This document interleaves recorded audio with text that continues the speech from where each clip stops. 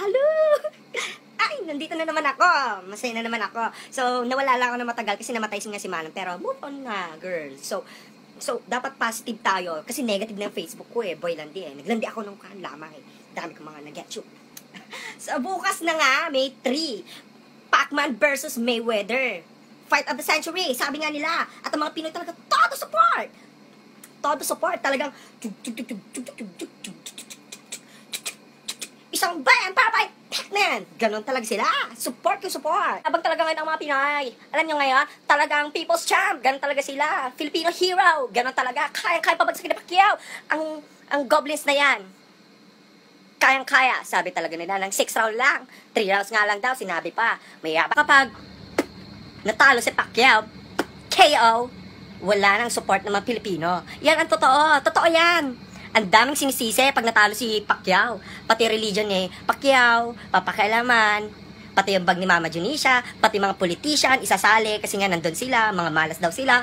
Mga ganon, na lumaki na daw ulo ni Pacquiao. Ganon. Ang daming sinisisi. Hindi na lang tanggapin kung natalo talaga. Talo na talaga. Kasi destiny yan eh. May na naman, meron na namang mga Pinoy na mga nagkikriticize sa pagkanta ng Pilipina, nakakanta ng Lupang Hinirang. Pati damit, ultimo damit, pati yung mga pitch, pati lahat na kayo kumanta. Bigyan ko kayo ng kwan, ng stage doon, tapos kayo ang kumanta. Boom, pak, confetti! Natalo na naman si Pacquiao. Marami na namang mga Pinoy na magko-comment at mga nagmamagaling na naman. Sasabihin na naman, ganito dapat hindi siya sugod ng sugod, dapat hindi siya aggressive, dapat ginab niya muna, dapat yan, pinahabol niya muna si Floyd Mayweather, dapat nagmamagaling, hindi kayo magaling. Mas magaling pa kayo kay Pacquiao. Nako, wala nga kayong belt. Medal pa kaya. Nako, akala mo naman mga kagalingan. Nako lang yung tao. Ang dami-dami nang sinabi. Parang ang gagaling talaga ninyo. Wala naman kayo napatunayan. Kayo ba, kaya nyo ba yung ginagawa ni Pacquiao? Nakikipaglaban? Wala. Taga-panood lang kayo, taga-palakpak lang. Taga-comment. Diba? Bago kayo mag-comment, dapat may napatunayan kayo sa boxing. Diba? Nagmamagaling. Kayong loyalty. Yan ang totoo.